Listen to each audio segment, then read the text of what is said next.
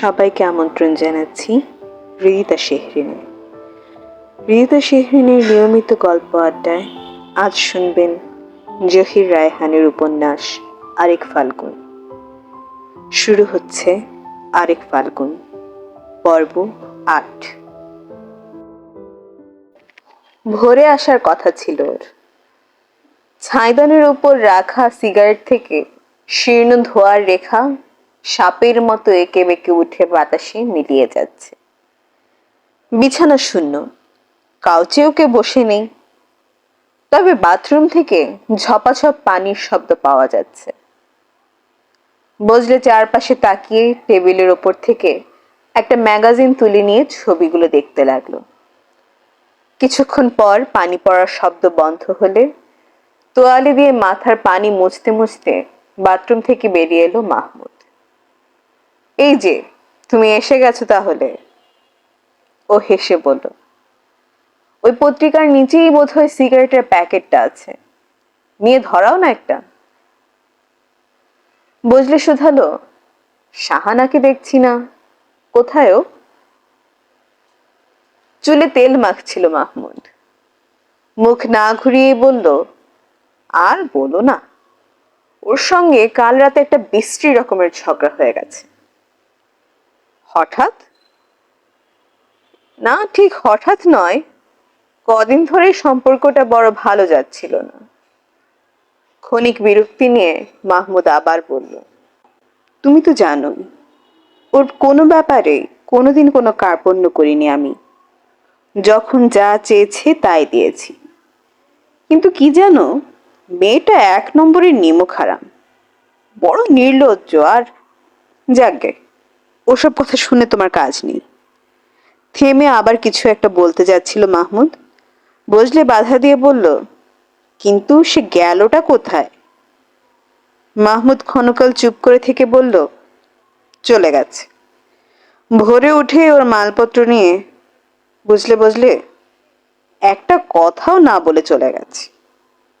যাক, মুরুব্বি, আমার কি। চুলের উপর চিরুনি বুলোতে বুলোতে মুখটা বিশ্রীভাবে বাঁকালো মাহমুদ। সিগারেটটা ধরিয়ে নিয়ে ম্যাগাজিনের ওপর আবার চোখ নামালো বসলে। ও হ্যাঁ, যে কথা বলার জন্য তোমাকে ডেকেছিলাম। বলো। পত্রিকাটা টেবিলের উপর নামিয়ে রাখলো বসলে। দেয়ালে টাঙানো ওর নিজের ছবিটার দিকে তাকিয়ে মাহমুদ মৃদু গলায় বলল, মুনিম তোমার বেশ ঘনিষ্ঠ বন্ধু, তাই না? এই ধরনের প্রশ্ন আশা করেনি বজলে, তাই প্রথমে কিছুক্ষণের জন্য বোবা হয়ে গেল। তারপর আস্তে করে বলল, না, ঠিক ঘনিষ্ঠ বন্ধু নয়, তবে ওর সঙ্গে আমার দীর্ঘদিনের আলাপ। কেন বলো তো? না, এমনি। থেমে আবার বলল মাহমুদ, ওর সম্পর্কে তোমার ধারণাটা ঠিক কিরকম বলো তো? মানে ছেলেটা কেমন? সিগারেটে একটা টান দিল বসলে। তারপর এক রাশ ধোঁয়া ছেড়ে বলল, দেখো, ব্যক্তি হিসেবে ওকে বেশ ভালোই লাগে আমার, তবে রাজনৈতিক আদর্শকে আমি ঘৃণাই করি। কিন্তু আজ হঠাৎ এসব প্রশ্ন কেন? মাহমুদ সহসা কোনো জবাব দিল না।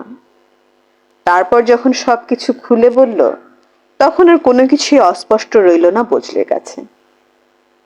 বজলের উচিত মুনিমের সঙ্গে খুব সদ্ভাব রাখা, ওর আস্থাভাজন হওয়া। তারপর ধীরে ধীরে ওর কাছ থেকে ভেতরের সব খবরগুলো অতি সাবধানে বের করে নেওয়া। কোথায় থাকে সে, কি করে, কাদের সঙ্গে ঘুরে বেড়ায়, এই সব কিছু জেনে নিয়ে মাহমুদকে বলতে হবে। এর বিনিময়ে তার কর্তাদের কাছ থেকে ওকে একটা মোটা টাকার বন্দোবস্ত করে দিতে পারবে। কোনো খাটুনি নেই, অথচ ফিয়ান্সিকে নিয়ে আমোদে ফুর্তিতে থাকার মতো অনেক টাকা পাবে সে। অর্থাৎ তুমি আমাকে গোয়েন্দাগিরি করতে বলছো, তাই তো? অল্প একটু হেসে গম্ভীর হয়ে গেল বসলে। মাহমুদ ইতস্তত করলো, বলল, না, ঠিক তা নয়। মানে বুঝলে ব্যাপারটা আসলে ঠিক তা নয়। প্যাকেট থেকে আরেকটা সিগারেট বের করে নিয়ে বজলে ধীরে ধীরে কেটে কেটে বলল, দেখো মাহমুদ, তুমি তো আমাকে জানো, জীবন সম্পর্কে আমার একটা নিজস্ব দর্শন আছে। সেটা হলো কারো ক্ষতি না করা, কাউকে দিয়ে ক্ষতিগ্রস্ত না হওয়া। ঝামেলা আমার ভালো লাগে না। আমি চাই নিরুপদ্রব অথচ সুন্দর জীবন। আমাকে ওসব জটিলতার ভেতর না টানলেই কি ভালো হয় না? একটু আগের হালকা আবহাওয়াটা হঠাৎ যেন একটু গুমোট বলে মনে হলো মাহমুদের। উভয়ে খানিকক্ষণের জন্য মৌন হয়ে রইল। অবশেষে মৌনতা ভেঙে বজলেই বলল, তুমি কি এখন বেরোবে কোথাও? দেয়ালে একটা টিকটিকি খাবারের তালাশে ঘুরে বেড়াচ্ছিল। সেদিকে চেয়ে থেকে মাহমুদ বলল, না, এবেলা আর কোথাও যাবার ইচ্ছে নেই, ঘরেই থাকবো। একটু পরে বজলে উঠে দাঁড়ালো। আচ্ছা শোনো, দুপুরের দিকে ডলি হয়তো আসতে পারে এখানে, এলে একটু বসতে বলো, আমি আবার আসবো। বলেই আর অপেক্ষা করলো না। ও চলে গেলে কিছুক্ষণ চোখ মুদে চুপচাপ বসে রইল মাহমুদ। হাত ঘড়িটা দেখলো বার কয়েক।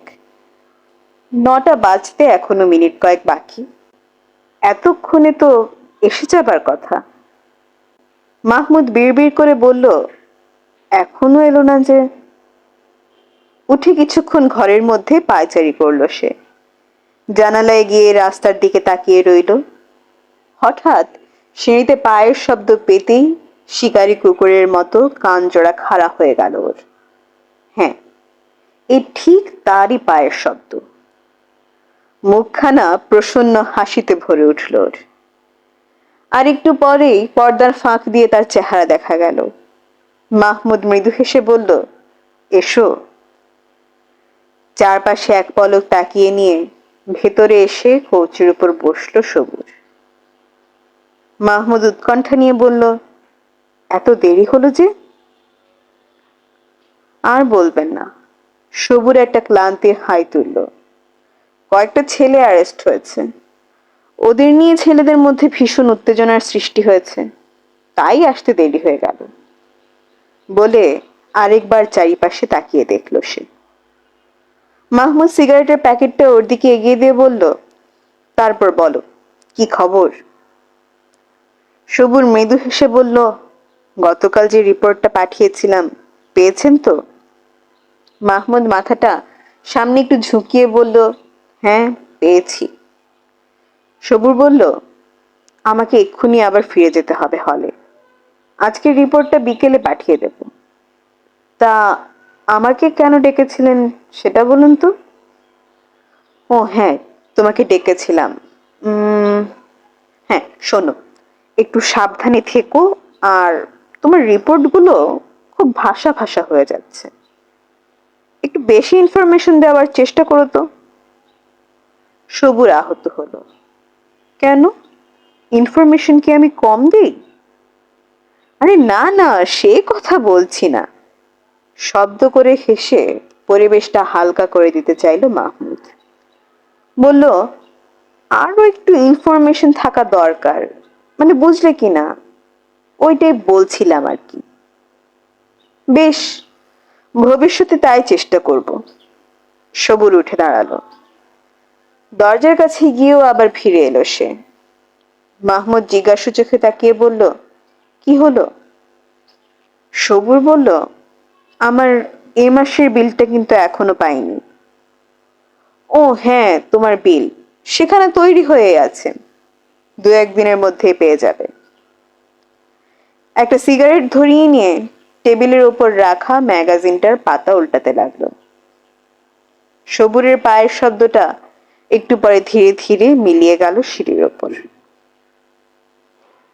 বেলা 9টা-10টা থেকেই ছেলেরা বিভিন্ন হল, কলেজ আর স্কুল থেকে এসে বিশ্ববিদ্যালয় প্রাঙ্গণে জমায়েত হতে লাগলো। রাস্তা দিয়ে দলবদ্ধভাবে না এসে 1-2 জন করে আসছিল ওরা। কারণ শহরে তখনও 144 ধারা পুরোপুরি ভাবে বহাল। জিপে চড়ে পুলিশ অফিসাররা ইতস্তত ছুটোছুটি করছে রাস্তায়। কয়েকটা রাস্তার মোড়ে স্টেন গান আর ব্রেন গান নিয়ে রীতিমতো ঘাঁটি পেতে বসেছে ওরা। শহরের চারপাশ থেকে ছেলেরা যেমন আসছিল, তেমনি সাথে করে নতুন নতুন খবরও নিয়ে আসছিল ওরা। একদল ছেলে নিজেদের মধ্যে কি যেন আলোচনা করতে করতে মধুর স্টলে এসে ঢুকলো। আসাদ কাছেই বসেছিল ওদের। ঘাড় বাঁকিয়ে জিজ্ঞেস করলো, আপনারা কোত্থেকে আসছেন? আমরা নবকুমার হাই স্কুল থেকে। আর আপনারা? জগন্নাথ কলেজ। ওদিককার খবর কি? 7 জনকে অ্যারেস্ট করেছে। আরে ডক্টর জামান যে, তোমাদের হোস্টেলেও নাকি পুলিশের হামলা হয়েছিল, ব্যাপার কি? 3 জনকে হাসপাতালে ভর্তি করতে হয়েছে। মোট 17 জন গ্রেফতার, তার মধ্যে 7 জন মেয়ে। ওর কথায় চমকে উঠল আসাদ। সালমার কথা মনে পড়ল। ক্ষণিক নীরব থেকে আগ্রহের সাথে প্রশ্ন করল, মেয়েদের হোস্টেলেও হামলা হয়েছিল বুঝি? হয়েছিল মানে? রীতিমতো কুরূপ ক্ষেত্র, জামান হেসে জবাব দিল। মেয়েরা অবশ্য এক হাত দেখিয়েছে এবার। সেই 50 সালের কথা মনে নেই? তখন স্ট্রাইকের সময় আমরা দোরগোড়ায় শুয়ে পড়েছিলাম আর মেয়েরা আমাদের গায়ের উপর দিয়ে টপকে ক্লাসে গিয়েছিল। সেই পাজি মেয়েগুলো এখন আর নেই। ওগুলো প্রায় সবই বেরিয়ে গেছে। এখন নতুন যারা এসেছে তারা বেশ ভালো।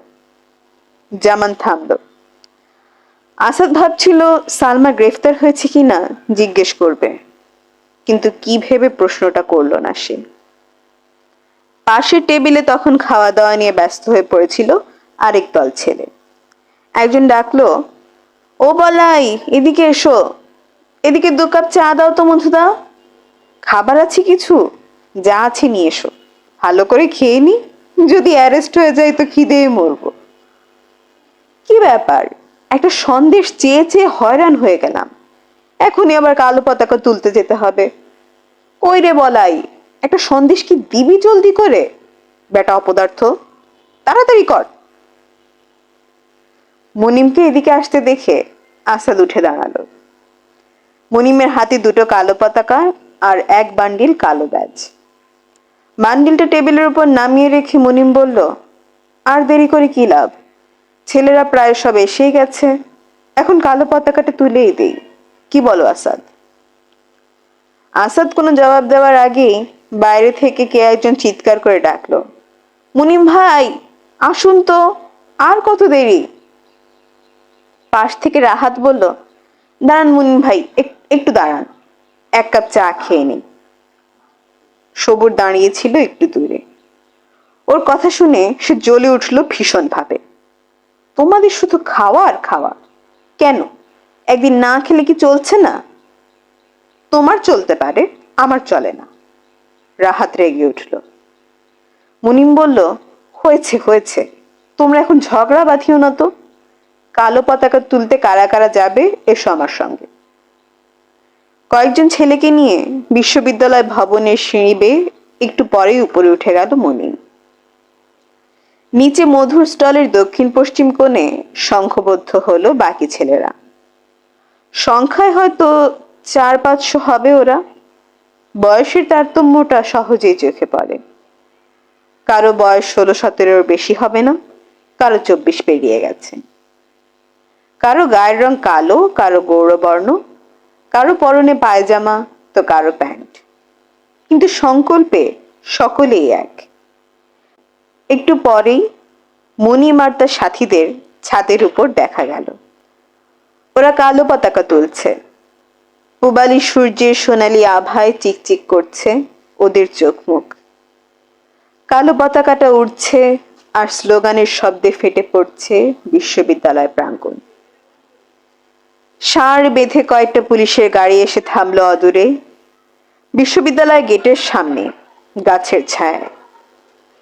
রাহাত মুখে মুখে গুনল, 1 2 3 4 5 6 7।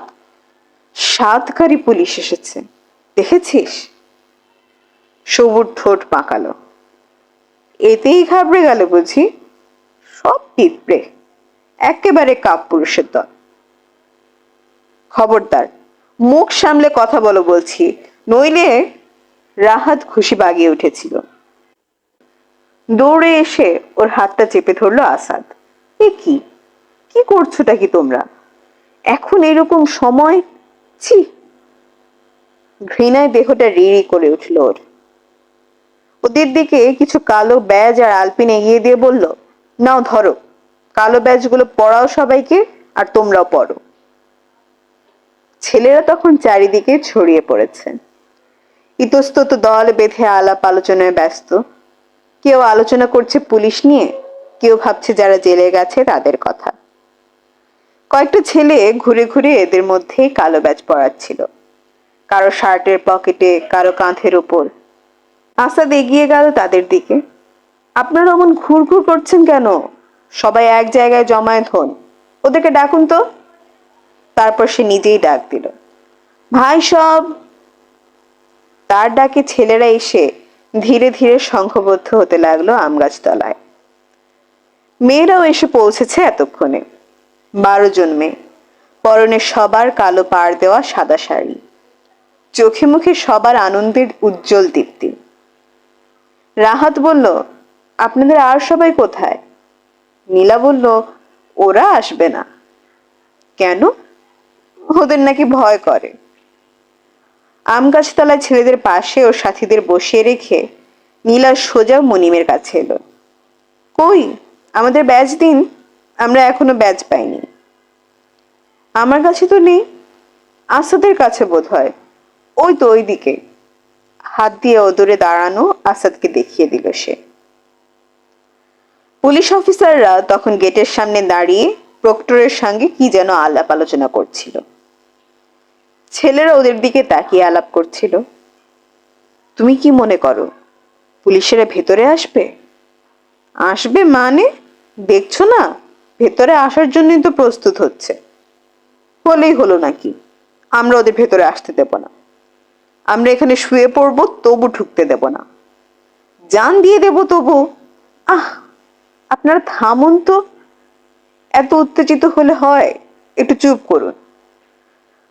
মুনিমের গলা শোনা গেল একটু পরে, কিন্তু শোরগোল থামানো গেল না। কে একজন চিৎকার করে বলে উঠল, ওই যে আরো 2 লরি পুলিশ আসছে। 2 লরি নয়, 3 লরি। ওকে শুধরে দিল আরেকজন। দেখলো মাথায় লোহার টুপি লাগিয়েছে ওরা, যেন যুদ্ধ করতে এসেছে। প্রক্টর সাহেবকে সাথে নিয়ে 3 জন পুলিশ অফিসার লনটা পেরিয়ে দ্রুত পায়ে গিয়ে এলো ছাত্রদের দিকে। ইন্সপেক্টর রশিদের বুকটা কাঁপছিল ভয়। কে জানে, ছাত্রদের ব্যাপার তো কিছুই বলা যায় না। কাছে গেলেই কেউ যদি একটা ইট ছুঁড়ে মেরে মাথার উপর, তাহলে? উফ, কেন যে মরতে এই পুলিশ লাইনে এসেছিলাম। অস্পষ্ট গলায় বিড়বিড় করে ওঠে ইন্সপেক্টর রশিদ।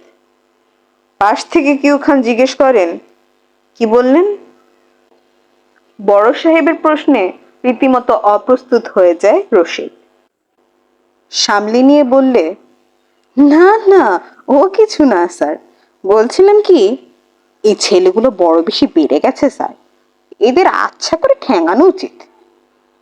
ঠোঁটের উপর একটা মৃদু হাসি খেলে গেল কিউ খানের। ওদের দিকে এগোতে দেখে ছেলেরা এমন বিকট ভাবে চিৎকার জুড়ে দিল যে কে কি বলছিল সেটাই ঠিক বোঝা গেল না। আসাদ এগিয়ে এসে থামাতে চেষ্টা করলো ওদের, কিন্তু কেউ থামলো না।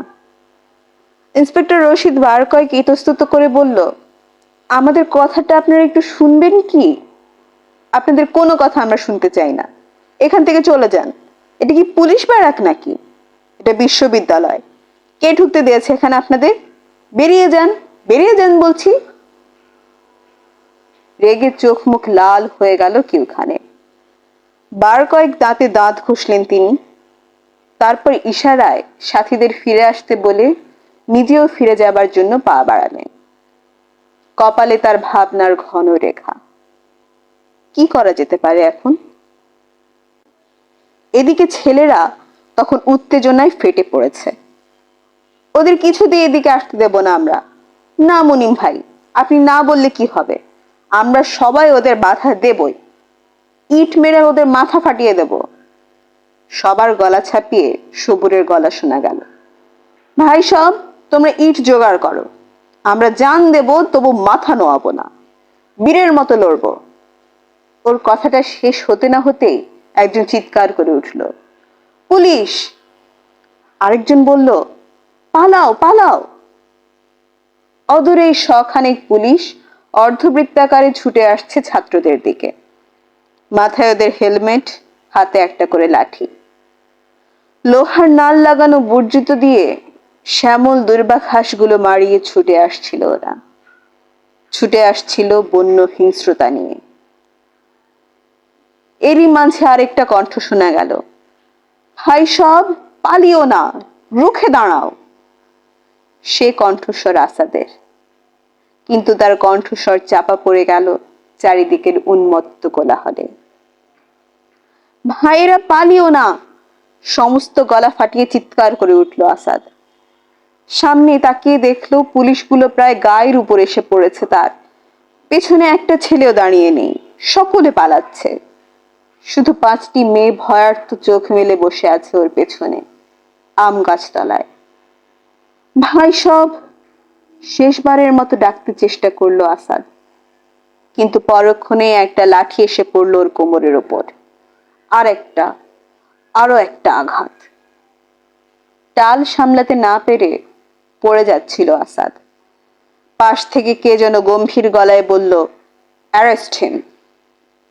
আর সঙ্গে সঙ্গেই দুজন কনস্টেবল তাদের ইস্পাত দৃঢ় বাহুবন্ধনে আবদ্ধ করলো তাকে। আসাদের মনে পড়ল 52 সালের একটি দিনে প্রথম যে 10 জন ছেলে 44 ধারা ভঙ্গ করে পথে বেরিয়েছিল, তাদের নেতৃত্ব দিয়েছিল সে। সেদিনও সবার আগে তাকেই গ্রেফতার করা হয়েছিল। আর আজ 3 বছর পর সেই একই দিনটিতে আবারও সবার আগে সেই বন্দী হলো। বাণিজ্য ভবনের দিকে যারা পালাচ্ছিল তাদের মধ্যে মেয়েও ছিল একজন, শাড়িতে পা জড়িয়ে পড়ে গেছিল কংক্রিটের রাস্তায়। জীবনে কোনোদিন পুলিশের মুখোমুখি হতে হয়নি, তাই ভয়ে মুখখানা সাদা হয়ে গেল ওর। কলজিটা ধুক ধুক করতে লাগলো গলার কাছে এসে। মনে মনে সে খোদাকে ডাকলো, খোদা বাঁচাও। পরক্ষণেই চেয়ে দেখলো একটা কনস্টেবল লাঠি উঁচিয়ে ছুটে আসছে ওরই দিকে। অস্ফুট আর্তনাদ করে মেয়েটা চোখ জোড়া বন্ধ করলো।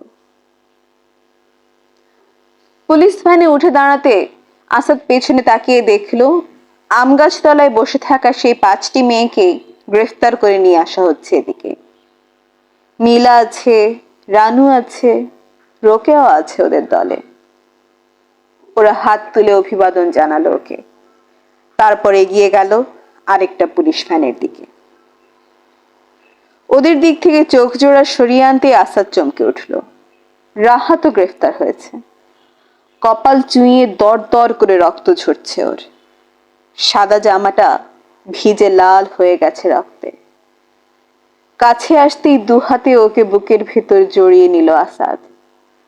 তারপর পকেট থেকে রুমাল বের করে ওর ক্ষতস্থানটা চেপে ধরল সে।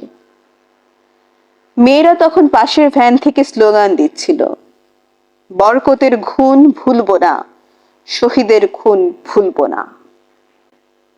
আরো জনা কয়েক ছেলেকে এনে পুলিশ ভ্যানে তোলা হলো। তাদের মধ্যে একজনের কাঁধের উপর লাঠির ঘা পড়ায় হাড়টা বোধহয় ভেঙে গেছে। ব্যথায় সে কাতরাচ্ছিল আর ফিসফিস করে বলছিল, মাগো, ব্যথায় যে মরে গেলাম, হাতটা একেবারে গড়িয়ে দিয়েছে। কি ব্যাপার, তোমরা চুপ করে কেন? স্লোগান দাও। আসাদ স্লোগান দিল, শহীদ স্মৃতি অমর হোক। আর সকলে বলে উঠল। ছাত্রদের কাছ থেকে প্রথম প্রতিরোধ এলো লাইব্রেরির ভেতরের দরজায়। 2টো টেবিল এনে দরজার উপর ব্যারিকেড সৃষ্টি করলো ওরা। একটা ছেলে চিৎকার করে ডাকলো, বলল, আরো টেবিল আনো এদিকে, আরো আরো, দরজাটা আটকে ফেলো যেন ঢুকতে না পারে। ওদের কিছুতেই এখানে ঢুকতে দেব না আমরা। ওরা যখন প্রতিরোধ সৃষ্টি করার পরিকল্পনা করছিল, তখন কিছু সংখ্যক ছেলে পুলিশের হাতে ধরা পড়ার ভয়ে সেলফ থেকে কয়েকটা বই নামিয়ে সুবোধ বালকের মতো পড়তে বসে গেল। বাইরে যে অত কিছু ঘটে গেল, যেন ওসবের সাথে কোনো যোগই ছিল না ওদের। যেন অনেক আগে থেকেই এমনি করেই পড়ছিল ওরা, এখনো পড়ছে। ওদের দিকে চোখ পড়তে ঘৃণায় দেহটা বার কয়েক কেঁপে উঠল বেনুর। চোখ জোড়া জ্বালা পোড়া করে উঠল। একটা ছেলের হাত থেকে ছো মেরে বইটা কেড়ে নিয়ে তীব্র গলায় সে তিরস্কার করে উঠল। লজ্জা করে না? এখন বই পড়ছেন, ওদিকে আপনার বন্ধুদেরকে কুকুরের মতো মারছে। লজ্জা লাগে না আপনার? কয়েকটা ছেলে বোধহয় লজ্জা পেয়ে উঠে দাঁড়ালো, কিন্তু কয়েকজন উঠল না। আগের চেয়েও বেশি মনোযোগে বইয়ের পাতায় মনোনিবেশ করলো তারা। একজন ছেলে গলা চড়িয়ে বলল, থাক থাক, ওদের পড়তে দাও, কাপুরুষদের শান্তিতেই থাকতে দাও। তোমরা সকলে এদিকে এসো, পুলিশগুলোকে এখানে কিছুতেই ঢুকতে দেব না আমরা। কিন্তু পেছনের দরজা দিয়ে পুলিশগুলো ততক্ষণে ঢুকে পড়েছে সেখানে। শুধু সেখানেই নয়, মেয়েদের কমন রুমে, অধ্যাপকদের ক্লাবে, বাণিজ্য ভবনের দোতলার করিডোরে, সারা বিশ্ববিদ্যালয় জুড়েই তখন পুলিশদের তাণ্ডব নৃত্য শুরু হয়েছে। ঘুম ঘুম ভাবে পায়ের শব্দটা কানে আসছিল তার। ভেজানো দরজাটা ঠেলে কে যেন ঢুকলো ভেতরে। পায়ের শব্দটা ঘরের মাঝখানে এসে মৃদু হয়ে গেল, তারপর থেমে গেল এক সময়। মাহমুদ চোখ মেলে তাকালো এতক্ষণে। সামনে চোখে মুখে অপ্রস্তুত ভাব নিয়ে দাঁড়িয়ে ডলি। ও, আপনি? বসুন। উঠে বসলো মাহমুদ। ওর দিকে ভালো করে তাকাতে সাহস হলো না ডলির। গত রাতের কথা মনে হতে অকারণে আরক্ত হলো সে। টিয়ে রঙের ব্যাগটা টেবিলের উপর রেখে দিয়ে সামনের কাউচটাতে বসে পড়ল ডলি। পরনে তার হলদে ডোরা কাটা শাড়ি, গায়ে শিফনের ব্লাউজ, চুলগুলো সুন্দর করে বেনি করা, কপালে চন্দনের একটা ছোট্ট ফোঁটা, আর কানে একজোড়া সাদা পাথরের টব। ডলিকে দেখতে বেশ লাগছিল।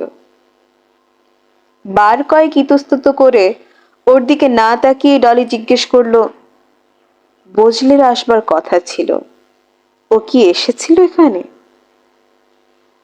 বিছানা ছেড়ে উঠে দাঁড়িয়ে ওপাশের বড় জানালাটা খুলে দিল মাহমুদ। তারপর বলল, হ্যাঁ এসেছিল, আপনাকে বসতে বলে গেছে। ডলি হতাশ হলো। আসবে তো বলে গেছে, কিন্তু কখন আসবে তার কি কোনো ঠিক আছে? এতক্ষণ কি করে এখানে অপেক্ষা করবে ডলি? দুজনে চুপ করেছিল। মাহমুদি নীরবতা ভেঙে একটু পরে বলল, শহরের কোনো খবর জানেন? ডলি প্রথমে ঠিক বুঝতে পারল না, পরে বুঝতে পেরে বলল, না তো। মাহমুদ বলল, আসাদ রাহাত সহ অনেক ছেলে মেয়েকে বিশ্ববিদ্যালয় থেকে পুলিশ গ্রেফতার করে নিয়ে গেছে। ডলি চোখ তুলে তাকালো ওর দিকে। কার কাছ থেকে শুনলেন? কণ্ঠস্বরে ওর ব্যগ্রতা দেখে একটু অবাক না হয়ে পারল না মাহমুদ। বলল, সারা শহর জানে, আর আপনি জানেন না? এই কথার পর চুপ করে গেল ডলি, আর কোনো প্রশ্ন করলো না। মাহমুদ লক্ষ্য করলো ডলি যেন হঠাৎ করেই বেশ গম্ভীর হয়ে গেছে, কিছু একটা ভাবছে সে। একটু পরে ডলি জিজ্ঞেস করলো, কেন গ্রেফতার করা হলো ওদের? মাহমুদ না হেসে পারল না। বড় বোকার মতো প্রশ্ন করলেন আপনি। বিনা কারণে কি আর গ্রেফতার করা হয়েছে? ওরা আইন অমান্য করেছিল। ক্ষণকাল থেমে মাহমুদ আবার বলল, ওদের নেতা কি যেন নাম ছেলেটার? ও হ্যাঁ, মুনিম। ওকে নিশ্চয়ই চেনেন আপনি? ডলি চমকে উঠল। কই না তো। আপনি কার কাছে শুনলেন? মাহমুদ মৃদু হেসে বলল, বজলেরও বন্ধু কি না, তাই ভাবলাম হয়তো সে আপনার সঙ্গে ওর আলাপ করিয়ে দিয়েছে। ডলি মাটিতে চোখ জোড়া নামিয়ে ঈষৎ ঘাড় নাড়ল। না, বুঝলে ওর সঙ্গে পরিচয় করিয়ে দেয়নি। আলোচনার ধারাটা হয়তো অন্যদিকে নেওয়ার জন্যই একটু পরে ডলি জিজ্ঞেস করলো, উনি কোথায়? ওনাকে দেখছি না যে। মাহমুদ বুঝতে না পেরে বলল, কার কথা বলছেন? আপনার ওয়াইফ। ওয়াইফ? মাহমুদ যেন চিৎকার করে উঠল, আমার ওয়াইফ? তারপরে হো হো করে হেসে ফেলে বলল, ও শাহানার কথা বলছেন? কে বলেছে ও আমার ওয়াইফ? ও নিজে বুঝি? ডলি ঘাড় নেড়ে বলল, না, অন্যর কাছ থেকে শুনেছি। কে সে? বুঝলে? বুঝলে? মাহমুদ আবার শব্দ করে হেসে উঠল, তাহলে আপনি ভুল শুনেছেন। শাহানা আমার বোন। বলেই হঠাৎ কেমন যেন গম্ভীর হয়ে গেল সে। ডলির ভালো লাগছিল না, সবকিছুই কেমন যেন অস্বস্তিকর মনে হচ্ছিল ওর কাছে। খানিকক্ষণ চুপ করে থেকে একসময় উঠে দাঁড়ালো সে। মাহমুদ সচকিত হয়ে বলল, এ কি, আপনি চললেন নাকি? ডলি ওর দিকে না তাকিয়ে বলল, বুঝলে এলে বলবেন আমার শরীরটা ভালো লাগছিল না, তাই চলে গেলাম। বেশ, তাই বলবো। ও চলে যেতে চাওয়ায় যেন মাহমুদ অনেকটা স্বস্তি পেল। কে জানে, শাহানা সম্পর্কে যদি আরো কিছু জিজ্ঞেস করে বসতো। ডলি চলে গেলে একটা সিগারেট ধরিয়ে মনে মনে বজলেকে বেশ গালাগালি দিল, আস্ত একটা ইডিয়েট। তারপর গুনগুন করে একটা ইংরেজি গানের কলি ভাজতে লাগলো সে। একটু পরে তাকেও বেরোতে হবে বাইরে।